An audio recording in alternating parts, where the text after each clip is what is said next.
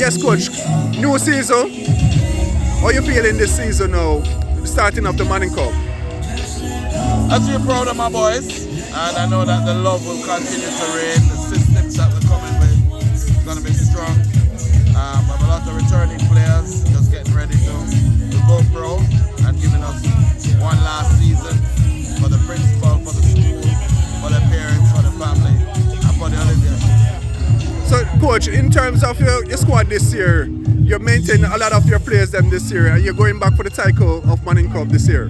I think we lost maybe 2 or 3 players from our squad, and we have a lot of young talent coming up that we've been developing, like Damaria Brown, etc., Nathaniel McCarthy. So we're very excited about the upcoming season because we have the talents like, of course, Romedian Gordon is back, Dante Peralto,